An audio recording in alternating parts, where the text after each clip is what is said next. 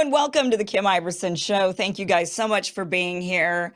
I am back for now. So far, seems to be safe. Those of you who didn't figure it out from last week, we had to cancel Thursday and Friday's show because, unfortunately, I am staring down the Palisades fire from my front yard. I'm looking right at it, and it was coming towards us. We ended up getting evacuation notices on Thursday. And at 3 o'clock, I mean, what ended up happening, I'll kind of give you the long story short, and then I'll get into the bigger, what I want to do tonight is we're going to talk about, I'll share with you what happened with us and the danger that we're in, or are we still in danger?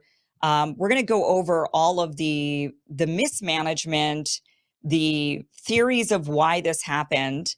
Was this an act of terrorism? Was this an act of God and there's just nothing we could do about it? Was this absolute and utter incompetence by the California government? You may be surprised by what I think about this, because I will tell you right now, my thoughts on this are different than what I've heard a lot of other people talking about on their shows. Most of the people talking about this do not live in this area. I could tell you that I live in this area. Jimmy Dore does live also in this area, but other than the two of us, I don't know if anybody else is actually staring down these fires and having them threaten their homes. So, there might be some other creators that actually do live here in LA that you might, or YouTubers or Rumblers that you might watch that live here and that are also dealing with this. But most of the people are on the East Coast in Florida, New York, DC, and they're talking about this. So my take on it is a bit different because I've lived here for a long time. And so I'm going to tell you right now, I don't put all of the blame on the government. And if you know me, you know that I voted to recall Gavin Newsom. I do not like the guy. Don't like Karen Bass. I don't like the government here in California at all.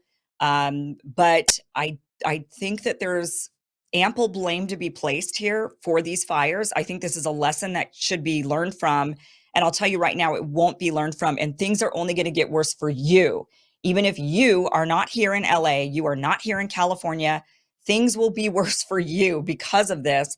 And I'm going to explain that tonight on the show. But we're going to go through the possible, what happened, the catastrophe, the incompetence, and where the blame should really fall and what we should be doing from here on out, and how this is going to affect every single last one of us here in the actually, everyone on the globe, everybody on the planet is going to be affected by this. I can guarantee you that. But Thursday, we got a notification. It was 3 o'clock. The show was actually ready to go. I was actually going to talk to you guys about the fires and explain a lot of the same stuff that I'm going to be doing tonight. But 3 o'clock, my husband comes rushing in and he says, "Babe, we got to go. This is not a drill, but we're getting word from the fire department that a fire has been started about a mile from us and we need to evacuate now." So I started scrambling, packing all of my stuff. We'd already been somewhat packed. We knew that we were somewhat at danger of the fires spreading to us. Fires have been breaking out all around us everywhere. And it just seemed like every day we didn't know when a new fire was going to break out. First, they started in Palisades, then and then there was another one in, maybe the Eaton fire broke out first, which is over by Altadena, Pasadena, La Cañada. Or maybe it was the Palisades. They started on the same day and it was crazy. Then we had a fire in the valley at one of the largest parks, if not the largest park in Los Angeles. 30 acres went up in flames. It's also farmland there, and nature preserve that went up in flames. That threatened everybody up in the valley. It's right where the 101 and the 405 meet. It was called the Woodsy fire. And it was like, we just couldn't catch a break. And then the Hearst fire broke out up in the north of the valley. And then the Sunset fire broke out, threatening all the people in Hollywood, West Hollywood, and Studio City. And then the Kenneth fire broke out, which suddenly everybody on Calabasas, Woodland Hills, West Hills, all of them had to start evacuating and packing up. And then the Archer fire broke out, and that one threatened everybody up in Porter Ranch, Chatsworth area. I mean, it's been an insane few days.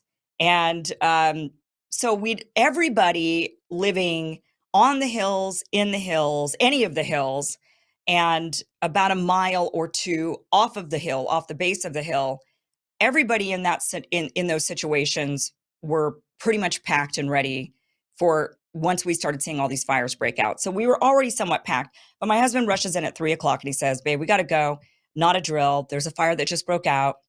We have friends that were talking to the fire department. They were near where the fire was had supposedly broken out right by our area, which is on the other side of the hill from Palisades and Malibu. We're on the other side, the side that, the valley side, the side that doesn't have the great ocean views, and the side that isn't, filled with $50 million homes.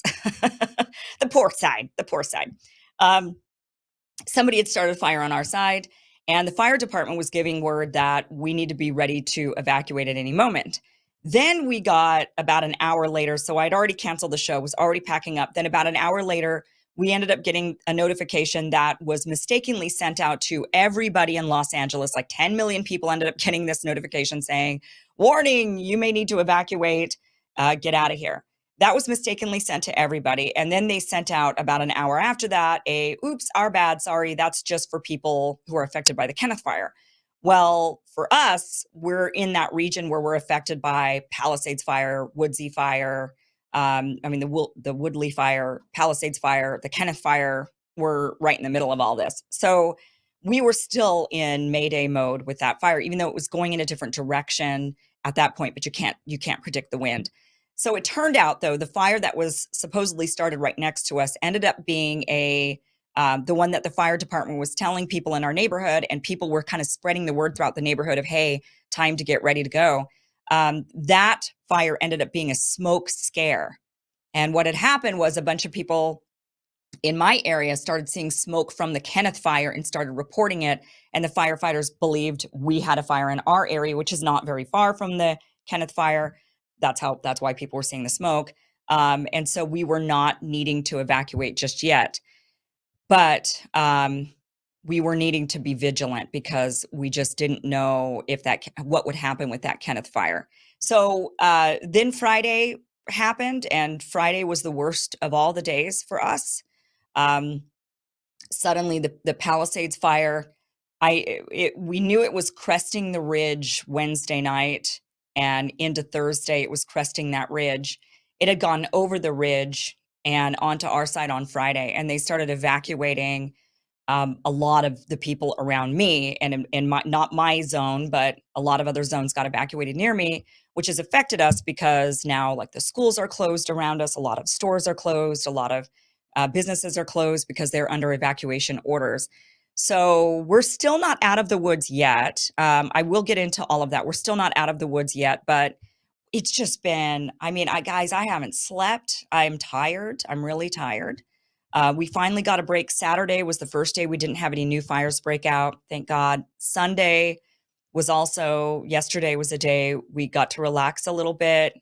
We got news in the morning that, hey, listen, your area is still under threat from the Palisades fire.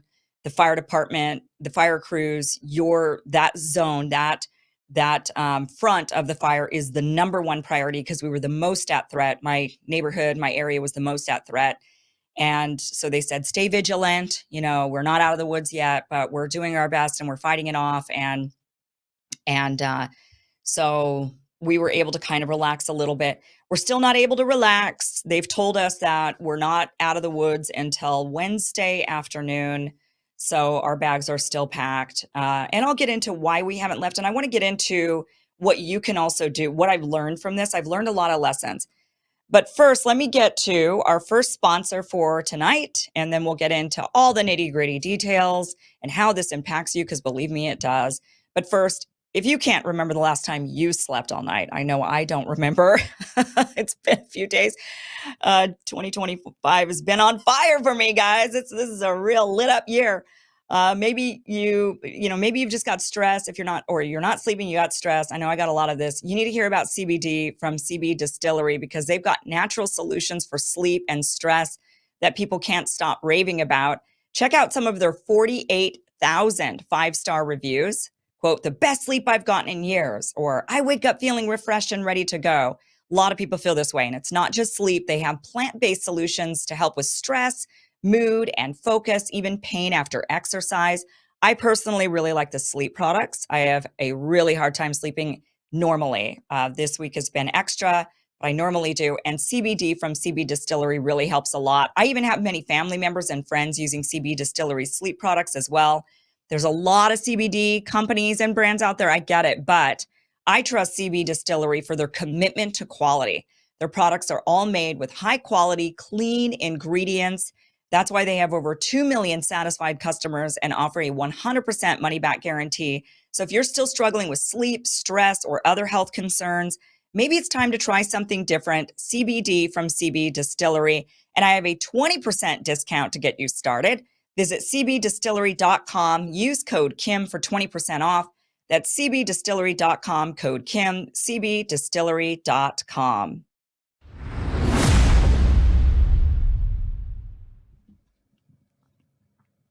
All right, let me show you some images from what I was looking at these last few days as the Palisades fire came looming over towards our house. So this is an image I took from my rooftop patio. Went up there, and this is the smoke that we could see from our house. Now, we are not in or on the hill.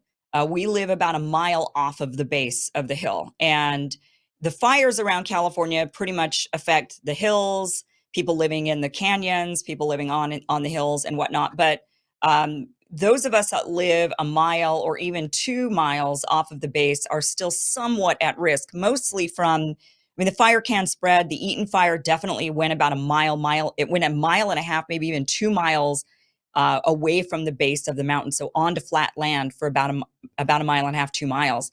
So we were pretty frightened that we could possibly catch some embers. Of course, the fire could spread. This was an image I took of the standing on my roof that night. Look, and I saw the flames, and I was like, oh boy. They started evacuating the area, really rapidly started evacuating Brentwood, started evacuating Bel Air, started evacuating Encino, Tarzana. They were doing massive evacuations because of the Palisades fire had crested on that ridge right at the top of the mountain. On one side of the mountain of the Santa Monica Mountains, you have the beautiful Pacific Palisades that overlook the ocean. That's where you've got homes that on average are $10 million, I think is the average home price in the Pacific Palisades. So you can find a home in the Palisades for maybe $5 million if you're lucky. You could get a mobile home. I'll tell you how much a mobile home costs in the Pacific Palisades. $700,000 for a mobile home. And that doesn't include the land rent. Once you have your mobile home and you've bought it for $700,000, you then have to rent the land your mobile home sits on, and that's thousands of dollars a month. So Palisades is very, very, very wealthy. It's one of the richest neighborhoods in all of Los Angeles. And once you get on the other side, so then you get to the top of the ridge, and when you get to the other side, you're suddenly in Encino, Tarzana, Woodland Hills is on the other side of Malibu. And because it goes Pacific Palisades, and then you go further west, northwest, I guess, and you get to Malibu. And on the other side of those hills, in the valley, is what we call it, you've got Encino, Tarzana, Woodland Hills. So it started cresting. We saw the smoke. We saw the flames. I think we have some video here of this is, look at this is what we could see the flames, but we couldn't see. Thank God I couldn't see this. Otherwise, I would have been hightailing out of there if I started seeing this from my house. But this is what was on the other side of that ridge. And you can see where the ridge line is. And the firefighters were doing absolutely everything they could to keep that fire from going over that ridge and suddenly starting to threaten all of the Encino Tarzana homes in particular. And then if it were to spread over to Sherman Oaks, I mean, over to Brentwood and Bel Air, it would have gone over the hill and over into Sherman Oaks if it were to hop over the 405. And with the winds, the 405 is pretty wide, lots of lanes, a lot of concrete, not a lot of trees around the 405, but all hills around the 405 in that area. So the fire could jump. It's not likely, but it could happen with strong winds. The 101, on the other hand, is a thinner freeway, and it has really tall trees flanking the entirety of the 101 in the valley. So when you're driving down the 101 in the valley, which goes east to west, technically the 101 goes north south, but it actually goes east and west along the valley. So if you're driving along it, you don't see any buildings. All you see are these beautiful trees, and they're very tall. So if a fire hits one of those trees, it absolutely could jump. It's a skinny freeway. So there's a lot of danger with the fires spreading into the valley and how many people it could affect. But this fire started to crest over the ridge. They did everything they possibly could to keep it contained, and keep it from affecting all of the neighborhoods on this side of that mountain. But they started evacuating everybody. So that was really, really, really frightening. Things I learned throughout this. One thing is, start some spring cleaning, guys. Start spring cleaning your house. Now's a good time. The holidays are over. Maybe start going through every cupboard, every drawer, every closet, your garage, and really organize things, get things in order. Because one of the things that we learned we had to do was, not only do you have to pack your basics, so the first things you take are your documents for your insurance, your mortgage, all of the your passport, your birth certificates, your social security cards. You have to have all of that documents. We keep all of ours in one file, and we were able to just like grab it and go. You want to also take your some clothes if you can. It depends on how much time you have to evacuate. If you're looking at 15 minutes, you just grab yourselves and your documents if you can, and that's it. If you've got an hour, then you can pack a few more things. And if you've got more time, then you can pack a little bit more. So there's some online resources for this.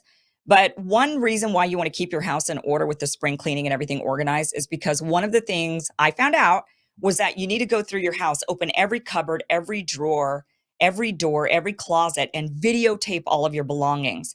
Because if you end up with a total loss, good luck trying to remember everything you have and proving it to the insurance company. So you have to videotape your house. And you should probably do this. Now that I've gone through this, and I'm still kind of going through this, I've learned that maybe it's a good idea to do that when you spring clean your house. So these next few months, when we're before summer, we're over the holidays, it's a good time to start spring cleaning and just organize each space and videotape it or take pictures of everything. And maybe every year when you do your spring cleaning, kind of update those videos and pictures as you organize all of your stuff and kind of get rid of the things that you don't need. And learned that you definitely want to have a list ready to go of, in the event you need to evacuate. Now, you might not be at threat of a wildfire like this. I understand that, but anything could happen. A fire could happen at any time to any house because of random reasons, right? So you want to have a document, maybe easy to grab, that says these are the basics that you grab for that. If you only have 15 minutes to get out of the house, if you have an hour, you could pack a little bit more. It depends on the level of warning that you get. I know for a lot of people in hurricane zone, they probably take similar measures, but that was something that I learned. One of the reasons why we could not evacuate, I would have been gone by now, but while this was all going on, why didn't we leave? So this is where things get complicated. That's an easy question for somebody to ask. It gets more complicated when one of the issues here that was, first of all, we have family members in the area, and they were also at threat in a different zone of the valley. They were a mile off the base of the northern side of the mountains, up the mountain range up there. And fires were breaking out on that side also. So we couldn't just leave our family member who we needed to also make sure was safe. And if she needed to be evacuated, we needed to get to her. She's in her 90s, grandma. So we couldn't just abandon. We couldn't then people say, well, why couldn't you just bring grandma to you? Or why couldn't you go stay with grandma? Well, because we were all at threat. We didn't know. Fires were breaking out everywhere. In fact, let's get the map up of the fires, of all the locations of the fires. So I did a circle of red because this map, I couldn't find a map of all the fires that we've experienced over the last week. So I just circled the Kenneth fire that broke out on Thursday. That's the area it affected. So just imagine that all being orange as well. There was a Woodley fire. There's also the Archer fire that is not on this map. But these were all the fires surrounding us, and they were breaking out all around. So if you were in the northern part of the valley, which is up by the Archer fire and the Hearst fire, you're at risk. I mean, fires were breaking out every day. Every day a fire was breaking out, and it was, you think you're safe, and suddenly on the west, a fire breaks out. Suddenly to the east of you, a fire breaks out. To the north of you, a fire breaks out. The south, the fire's coming. I mean, it was just, we were under assault on all sides, and we did not know which side was safe. No side was safe. So we couldn't evacuate to the north of the valley because we may have to, the north was going up in flames as well. The family member couldn't come to the southern part where we were because we were going up in flames. We had the risk of the Palisades fire mostly looming at us. So it wasn't like, oh, we'll just go to this family, or, it's not that simple. Secondly, another big issue that started happening that you probably read about in the news, looting. People take advantage of these situations, and looters came out in droves and started looting the houses. And you don't get police barricades and protection around your property until you get an evacuation, a mandatory evacuation order. That is when the police, in the beginning days, you couldn't even get that. There were just too many areas evacuated, too many people evacuated. So they didn't have enough cops to help. I mean, this is all right here at Pacific Palisades that you guys are looking at here. And this is actually a video of how far and fast this fire spread. And see, on the other side of the mountain is the valley. And that it started to encroach onto the valley. And this fire was just massive and started spreading. So looters were coming out and they were taking advantage of this. And the cops they didn't have the force to guard all of the areas where people were evacuating. They finally did bring in the National Guard. The National Guard started guarding the neighborhoods, but you only got that privilege if you were under an evacuation mandate or order. So a lot of people wanted to leave, but couldn't leave because when you leave, you also have to leave your house unlocked. That's another thing. You leave it unlocked so that the firefighters could come in and defend your home if they need to. They don't have the time to be busting down doors when they're dealing with a mass fire that's spreading to many, many homes. So you have to leave your doors unlocked.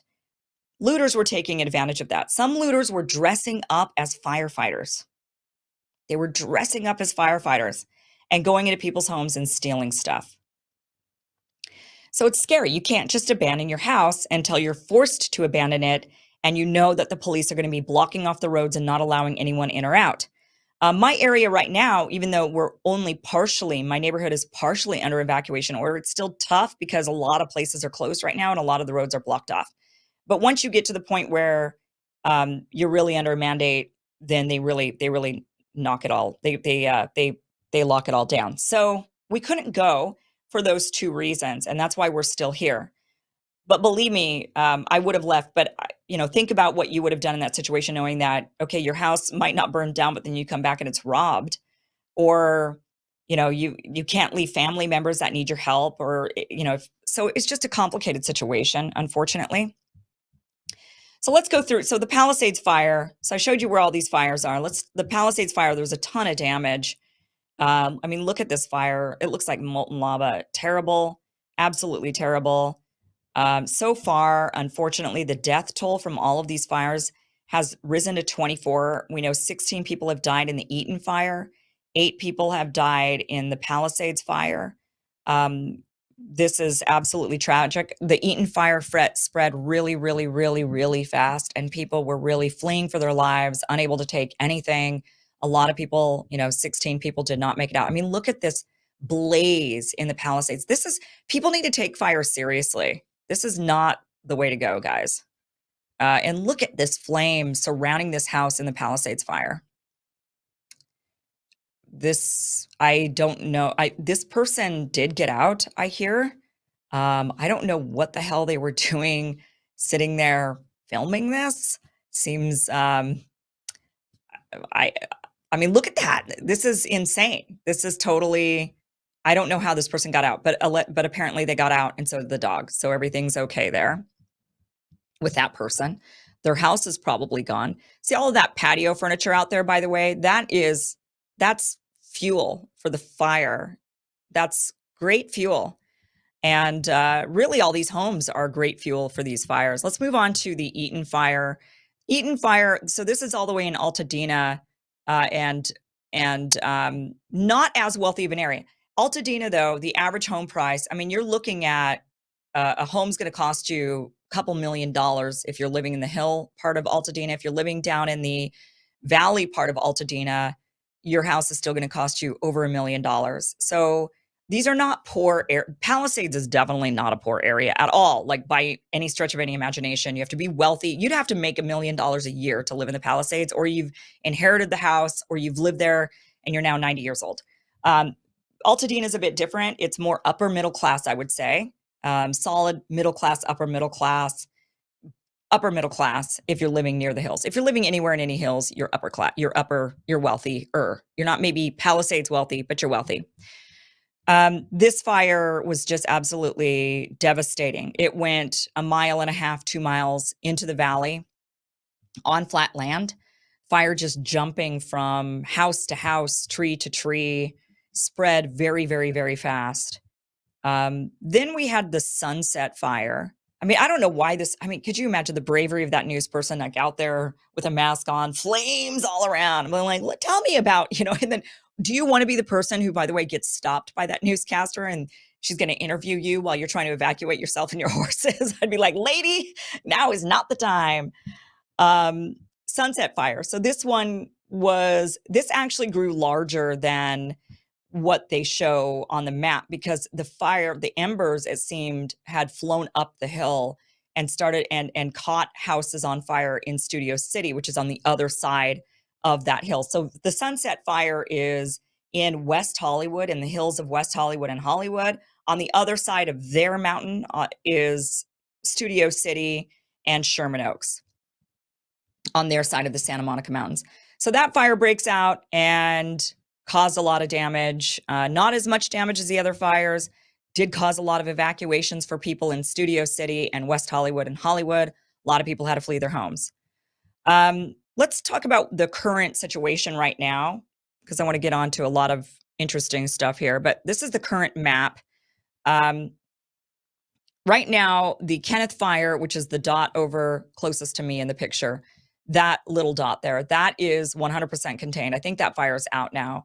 The Hearst Fire is also contained largely. The Eaton Fire, I believe, is at 20 or 30. It's like 30% contained, maybe 25% contained. Palisades Fire is still only, I want to say 13 or 14% contained. Let me actually check. Let me get my app. A really great app that everyone's been using is Watch Duty. I've donated to them because they really have been what everybody's been on to get all the information needed. It is 14% contained. Palisades Fire is 14% contained. The Hearst Fire is 95% contained. The Kenneth Fire is out completely. The Eaton Fire is 33% contained at this point. So it's still active. However, all day today, I've seen them downgrading evacuation zones to just evacuation warning, which means voluntary evacuation. And then there's the mandatory evacuation when you have to leave. It's against the law to stick around, basically. So they've been downgrading. So things are getting better, but they've also said, look, but the Santa Ana winds are getting worse, and they certainly are worse today. They're not as bad as they were when this fire started breaking out. When the fires broke out last week, I mean, we're talking the winds alone were dangerous. The winds were knocking trees down, smashing cars. People were at risk of dying from just trees falling. The wind was hurricane level winds like we've never experienced, or we only experience every 20 years or something. These Santa Ana winds were really, really, really intense. They were hurricane level. So on top of that, then you end up with these fires and everybody having to evacuate. And it was just a nightmare. Let's get to some of the absurdities of the situation, things that we've seen. You've probably seen some of these, but you've got firefighters using traffic cones. I mean, it was like, what happened to the equipment? What are they doing? Why are they using traffic cones to put out fires? Handbags. There was a report that look at these firefighters using women's purses to put out these fires. Turns out, as much as I would love to say, honey, look, I have to have all these purses because they're going to help put out a fire. These are actually not women's handbags. These are tools that firefighters use. They use these bags. The firefighters said that they use the traffic cones and the handbags because when it comes to little spot fires that break out because of embers, it's easier for them to use bags, buckets, cones, whatever, just to slop water on it rather than breaking out their hose that uses a lot of pressure. So that's what the firefighters came out and said once everybody pointed out, like, look at how terrible the situation is in California. They're using women's purses to put out fires. The firefighters have no resources because Karen Bass cut the budget. And so now they're using women's purses. People abandon their cars. This is another lesson to learn. If you abandon your car, you need to leave your keys in the car. A lot of people abandoned their cars and took the keys. So they had to bulldoze all these cars out of the way so that firefighters could actually get through, emergency crews could get through. But people were desperate. The fire was coming. They were in the car and they had to take off on foot. I mean, that's how bad these fires got. People were running for their lives and their cars got bulldozed. Better they have their life and a bulldozed car. I know, right? But you are supposed to leave your keys in the car if you abandon it, just like you're supposed to leave your house unlocked if you abandon it. Joe Biden comes around, right? He says, I'm here to support you guys. And he says, real terrible what's going on. But I got some great news. Watch this. The good news is I'm a great grandfather. I'm a grandfather. The good news is I'm a great grandfather, is what he tells Gavin Newsom as he's standing in Santa Monica talking about these fires. I mean, oh, this guy. Anyway, we're almost done with him, right? He's out of here in like a week. Keith Wasserman, this is a guy that everybody started to eviscerate online. So here's a guy that owns a big mansion in the Pacific Palisades. And he says, and he's a venture capitalist. And he says, does anyone have access to private firefighters to protect our home in the Pacific Palisades? Need to act fast here. All neighbors' houses burning. Will pay any amount. Thank you. He got eviscerated for this. People were really mad about him wanting to use private firefighters. Mostly, and they were angry with him because he was a guy that bragged online previously about evading taxes, saying real estate ballers don't pay any taxes is something he had said about paying property taxes. He was able to evade a lot of taxation. And then there we are with limited resources. And he's like, well, I'll just have to get a private firefighter force and save my house. I think anybody, if they had the means, would use a private firefighting force to come and save their property. Certainly Rick Caruso did. He ran for mayor, was defeated by Karen Bass. But he's the owner of a big shopping center. He's a billionaire, owns a shopping center in the Pacific Palisades. Look at this. It looks brand new.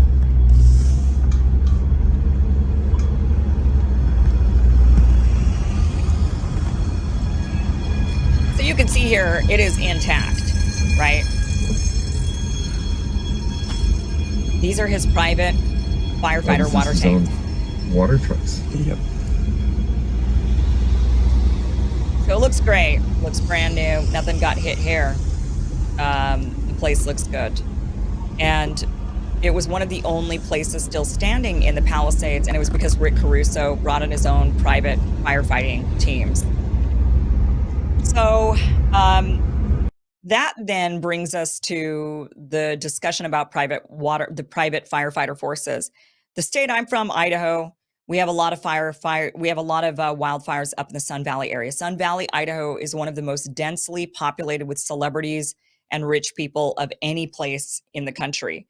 And most of those big multi-million-dollar homes in Sun Valley, the homes of like Brooke Shields, Sylvester Stallone, I think Justin Timberlake had a home up there, Demi Moore, Bruce Willis, they all have homes in Sun Valley, and they're required to have their insurance requires them to have private firefighting, or their insurance contracts with private firefighters to protect the homes in the event of a wildfire breakout. The thing about private firefighting forces is they only protect what you hire them to protect.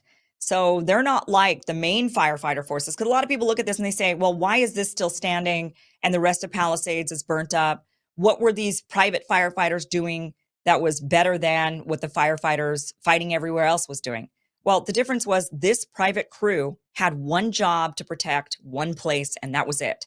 Their job was to protect the shopping center, and they didn't have to go and think about other fronts of the fire affecting other neighborhoods, containing the fire from spreading to others. They don't have to think about, I got to save this house over here, save this neighborhood over here. No, all they had to worry about was saving this one property and one property only. So it's a lot easier when you've got an entire firefighting force just tasked with this 1 ounce of firefighting, when all the other firefighters are out there trying to fight everywhere else. So that's why this one survived. The firefighting force, they hyper-focused on this one property.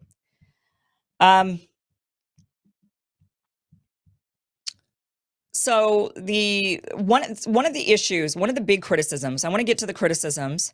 One of the big criticisms was the lack of water. So this was a private firefighting force. They brought in their own water tanks. They'd have to. They're not allowed to clamp into the city's water or the firefighters' water, the hydrants, because this is a private firefighting force.